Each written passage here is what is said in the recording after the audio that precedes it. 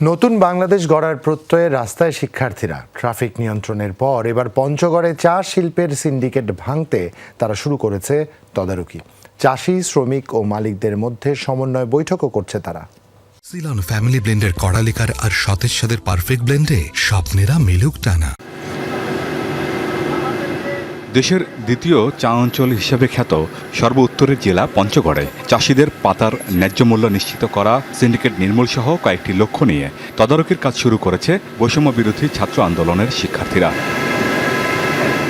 চা প্রক্রিয়াজাত কারখানাগুলোয় তারা যাচ্ছেন পর্যায়ক্রমে। প্রতিটি কারখানায় সমস্যা ও বৈষম্য চিহ্নিত করা হচ্ছে। চাষি, শ্রমিক ও কারখানা মালিকদের মধ্যে সমন্বয় বৈঠকও করছেন তারা।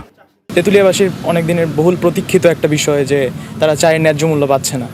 আর এই চা ফ্যাক্টরিগুলোতে আমাদের বিভিন্ন সিন্ডিকেটে ভরপুর। তো আমরা চেষ্টা করছি সিন্ডিকেট মুক্ত করার, এবং তারা যদি বিভিন্নভাবে ক্ষতিগ্রস্ত হয় এবং সিন্ডিকেট থেকে বেরিয়ে আসতে চায়, সেক্ষেত্রেও আমরা তাদের নিরাপত্তা নিশ্চিত করতেছি। বিভিন্ন সিন্ডিকেট মল ভেঙে ফেলার জন্য আমরা উদ্যোগ নিয়েছি। তারই পরিপ্রেক্ষিতে আমরা আসছি আজকে বাংলা টিতে।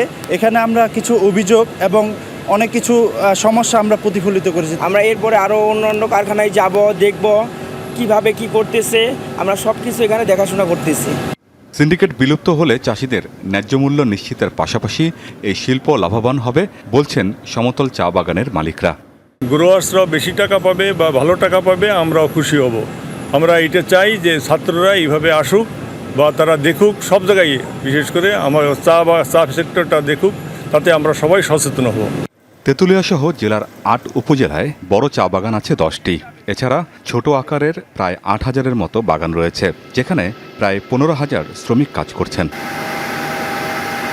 আমিন বাবু, যমুনা নিউজ।